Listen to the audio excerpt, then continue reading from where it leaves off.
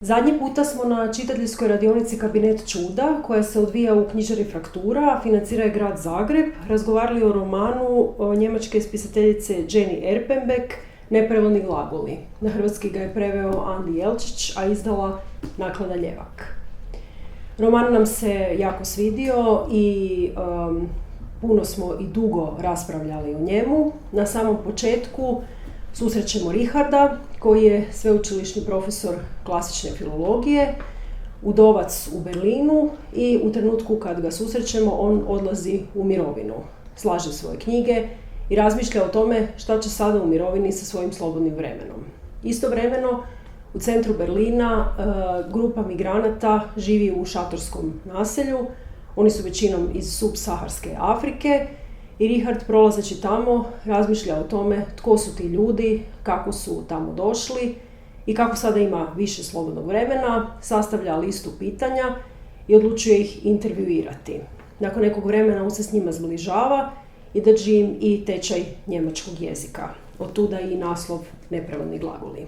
Na vijestima posljednjih godina često slušamo termine poput migrantska kriza, gledamo brodove na Mediteranu na kojima se ljudi koji se pokušavaju domoći Europe utapaju i sve je to prestrašno i sve je to preapstraktno da bismo mogli s tim ljudima zaista i suosjećati. Zato nam služi književnost, zato treba čitati, jer nam knjige poput ove približavaju pojedinačne priče ljudi koji zaista proživljavaju ove sudbine. Čitajući Nepravilne glagole upoznat ćete Rašida iz Nigerije, čovjeka koji je na moru izgubio 2 djece, Osaroboa iz Nigera koji želi kod Richarda svirati klavir i recimo Karona iz Gane koji mora uzdržavati svoju obitelj, a nema sredstava ni sam za sebe. Čitajući ovaj roman spoznajemo nešto što smo možda i bez toga znali, naime da ti ljudi dolaze u Europu iz teške nevolje, da bježe iz svojih zemalja u kojima su se susreli sa nasiljem, sa ratovima i zapravo samo žele normalan život.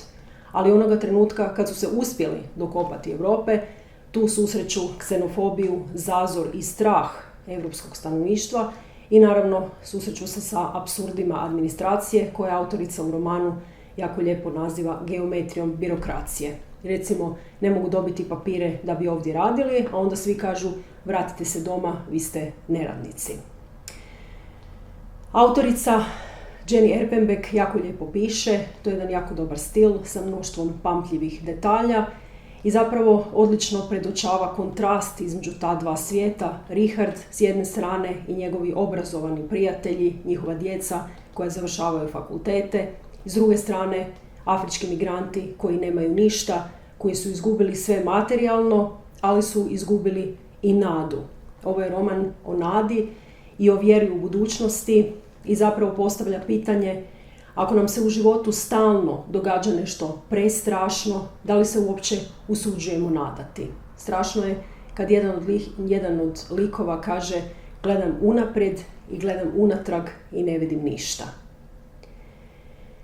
Danas živimo neku vrstu krize koja se, čini nam se, polako pretvara u permanentnu krizu. Kriza je politička, kriza je ekološka, ekonomska, socijalna, kriza je i kriza mira, stalno smo u nekoj poluratnoj situaciji, ali ne smijemo unatoč svemu tome zaboraviti da postajemo ljudi tek kad suosjećamo s drugim ljudima, tek kad se možemo staviti u kožu nekoga tko nismo mi sami. Integracija je uvijek dvosmjeran proces. Da bi se ljudi koji dolaze u našu kulturu mogli zaista i integrirati, mi moramo isto nešto učiniti. Moramo na neki način njihovoj integraciji pridonijeti.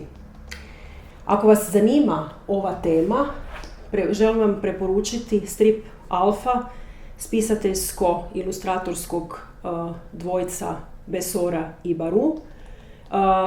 To je također strip o istoj toj temi. O njemu smo na Kabinetu čuda razgovarali pred koju godinu. Na hrvatski ga je prevela Mirna Šimat. On opisuje mnoštvo likova, očajnika koji se pokušavaju dokopati Europe. Opisuje jedan zapravo strašan svijet u kojem je čovjeku vuk jako je dobar, ilustracije su odlične, one su crno-bijele i povremeno samo bljesne malo boje kao malo nade. Čitajte Alfu i čitajte Nepravilne glagole. To su knjige koje su umjetnička djela, ali istovremeno će vas natjerati da se zapitate jako važna pitanja. Je li moralno da Europa na taj način, ovako okrutno zapravo, tretira pojedince koji od nje traže spas i što mi možemo kao pojedinci učiniti? Primjer Richarda pokazuje da nitko od nas ne može spasiti sve, ali svatko od nas se može pokrenuti i učiniti ono malo što je u njegovoj moći. Čitajte ove knjige i razmišljajte o ovoj teškoj temi.